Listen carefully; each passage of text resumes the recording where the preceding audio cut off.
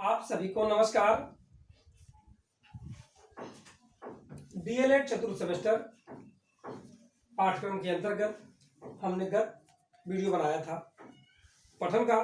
YouTube channel के माध्यम से हम अपनी शिक्षण में आई गतिविधियों को दूर करने में सक्षम हो पा रहे हैं। इसके लिए यूट्यूब चैनल को धन्यवाद और आप सभी का स्वागत है। आज दूसरे सेशन में हमने गत वीडियो में पढ़ा था पठन और आज हम पढ़ेंगे लेखन।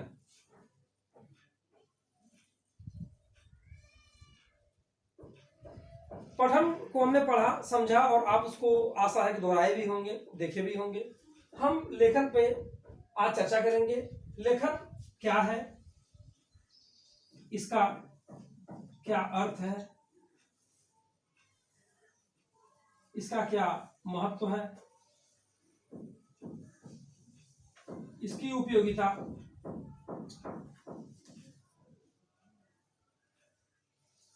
इन सभी के साथ हम सर्वप्रथम ये जानेंगे कि लेखन कौशल के विकास में क्या क्रम है, किस प्रकार से हम अपने लेखन कौशल को विकसित करते हैं जिससे यह लेखन कौशल हमारे लिए महत्वपूर्ण होता है।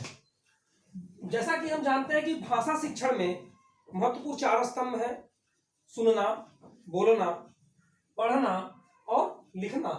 लिखना भाषा शिक्षण का अंतिम और सबसे महत्वपूर्ण बिंदु है। जिस प्रकार से हम इस चीज को किसी विषय वस्तु से संबंध में रखने के लिए कुछ भी हम लेखन कार्य करते हैं वो सब इसी के अंतर्गत आता है। अर्थात उच्चारित ध्वनियों को प्रतीकों के माध्यम से व्यक्त करना लिखना कहलाता है। उच्चारित ध्वनियों को प्रतीकों के माध्यम से व्यक्त करना लिखना कहलाता है। विशिष्ट बनावट व आकार, विशिष्ट ध्वनि और संकेत यह पूर्वजों द्वारा हम लोगों को किए गए हैं, लिपिबद्ध किए गए, उसे हम लिपि कहते हैं। अर्थात जो अक्षर है उनकी आकार और बनावट और उनका विशेष ध्वनि ये पूर्व निर्धारित है। अब हम आगे बात करते हैं। जब हम अपने विचारों और भावों को मौखिक रूप से व्यक्त करते हैं उसे कहते हैं मौखिक अभिव्यक्ति। मौखिक अभिव्यक्ति न करके जब हम अपने मनोभावों को, अपने विचारों को लिखित रूप में व्यक्त करते हैं उसे हम क्या कहते हैं? लेखन कहते हैं। क्या कहते हैं? लेखन। अब इस लेखन कौशल को सीखने के लिए सबसे प्रथम है कि हम लेखन की दक्षता कैसे प्राप्त करें। लेखन की दक्षता, एक बात आती है दक्षता। दक्षता मतलब होता है निपुणता।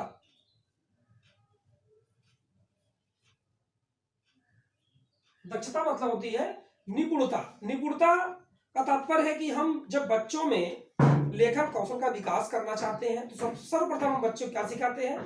बिंदु रखना। उसके बाद हम सिखाते हैं उसको खड़ी पाही खींचना। फिर सिखाते हैं आड़ी टेढ़ी लकीरें खींचना। फिर एक घुमावदार, फिर 2 घुमावदार, फिर पूर्ण घुमावदार, एक तरफा, फिर 2 तरफा। इस प्रकार से वह चीजों को लिखना सीखता है। जैसे यह एक तरफा है, यह 2 तरफा है।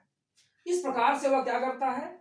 धीरे धीरे अपने अंदर लेखन कौशल का विकास करता है। लेखन कौशल का विकास करने के लिए प्रत्येक छात्र के अंदर 2 गुणों का होना अति आवश्यक है, जिसे हम बोलते हैं लेखन सामग्री। क्या बोलेंगे? लेखन सामग्री। इसके अंतर्गत 2 महत्वपूर्ण बात सामने आती है। एक आती है भौतिक सामग्री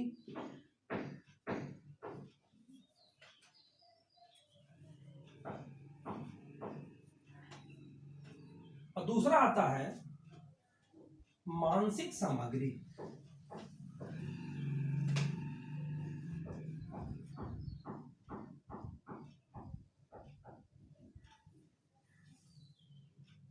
अब आप यहां देखेंगे कि भौतिक सामग्री के अंतर्गत हम किन चीजों को देखते हैं? जो स्थूल सामग्री है, अर्थात स्थूल सामग्री, इसके अंदर आएगा सूक्ष्म, स्थूल सामग्री, सूक्ष्म सामग्री। स्थूल सामग्री के अंतर्गत लेखन सामग्री में जब हम स्थूल सामग्री की बात करते हैं तो उसके अंतर्गत आता है, जिस प्रकार से यहाँ है आपके सामने दिख रहा है, ब्लैक बोर्ड, मार्कर, कलम, चाक, डस्टर, कॉपी, पुस्तक, इन सब चीजों को हम देख सकते हैं। ये सब भौतिक संसाधन है।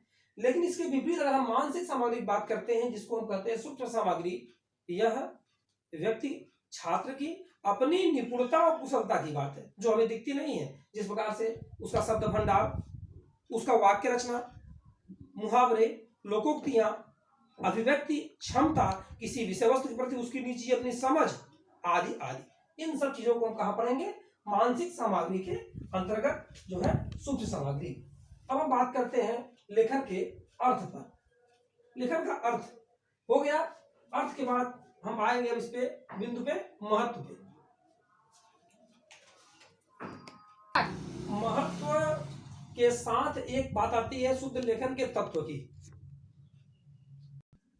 महत्व के अंतर्गत हमने कहा तत्व की बात। तत्व का मतलब जैसे क्या ऐसे हमारे ध्यान देने योग्य बातें हैं जिससे लेखन का महत्व और अधिक बढ़ जाता है। उसमें आता है नंबर 1 लेखन का अक्षर की बनावट। बनावट के बाद आता है शिरोरेखाओं, यानी अक्षरों के ऊपर रेखाओं का क्रम, गति, स्वच्छता और स्पष्टता। इन सब चीजों को अगर हम ध्यान दें तो लेखन का महत्व अति महत्वपूर्ण हो जाता है भविष्य के लिए। सबसे पहली बात आती है लिखित भाषा के साहित्य भंडार में लेखन का सबसे बड़ा उपयोग है। दूसरा आता है कि लेखन व्यक्ति के अंतर्गत निहित निजी समझ, विचारों आदि को लिपिबद्ध करने के लिए आवश्यक होता है। तीसरा होता है व्यवसायिक एवं औद्योगिक कार्य क्षेत्र में उसकी सफलता और असफलता को आंकने के लिए लेखन का बहुत अधिक उपयोग है। लेखन कार्य न हो तो व्यवसायिक प्रतिष्ठानों का लाभ और हानि का अनुपात लगाना बहुत मुश्किल होगा। इसके साथ आता है सभी सरकारी कार्यालयों में लिखित भाषा का प्रयोग होता है, जिससे कि उस सरकारी कार्यालयों के अंतर्गत हो रहे कार्यों का हम पुनरावलोकन कर सकें। फिर बात आती है लिखित सामग्री किस रूपों में हमारे लिए उपयोगी है। जिस प्रकार से हम अभी हमने बात किया उपयोगिता की। उपयोगिता लेखन का कौशल का एक महत्वपूर्ण अंग है। जब हम लेखन कौशल में दक्ष होंगे तो इसकी उपयोगिता को लेकर के हमारे मन में कोई प्रश्न चिन्ह नहीं आएगा। लेखन की उपयोगिता की दृष्टि से मानव अपनी सभ्यता, संस्कृति आदि को आज अपने बीच पा रहा है। अगर ये लेखन का कौशल या लिखित सामग्री हमारे समक्ष नहीं होती तो हमारी सभ्यता, संस्कृति, ज्ञान हमें कैसे होता। इस प्रकार से लेखन क्षमता का होना अति आवश्यक है। हमारी कल्पना शक्ति, अभिव्यक्ति चिरकाल तक संचित रहे, लिखित सामग्री का सबसे महत्वपूर्ण स्थान है। पहला अगर हम ध्यान दें तो सुलेख में गतिपूर्वक, शुद्ध वर्तनी तथा उचित विराम चिन्हों का उपयोग करते हुए लिखना चाहिए हमें। दूसरा सरल कहानी, घटनाओं, दृश्यों आदि का वर्णन हमें खुद से करने की समझ विकसित करता है।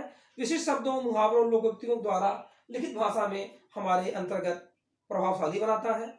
विभिन्न विषयों पर लघु निबंध लिखना या अपनी समझ से कुछ विचार प्रस्तुत करना के लिए लेखन की आवश्यकता पड़ती है। लेखन कार्य करते समय हमें महत्वपूर्ण 4 बिंदु हैं जिस पे हमें विशेष ध्यान देना चाहिए। भाषा की दृष्टि से अभिव्यक्ति में संक्षिप्तता होनी बहुत आवश्यक है। लेखन कार्य को यथोचित अनुच्छेदानुसार करना चाहिए। अनुच्छेदानुसार मतलब जब किसी हम भाव या विचार को लिखते हैं तो 4 लाइन, 6 लाइन, 10 लाइन लिखने के बाद जब विचार में कुछ परिवर्तन हो तो उसका अनुच्छेद बदल करके लिखें। इस प्रकार से लेखन अति प्रभावशाली होता है। अब हम अपने अगले वीडियो में बात करेंगे वर्ण के बारे में। वर्ण मतलब अल्फाबेट्स के बारे में।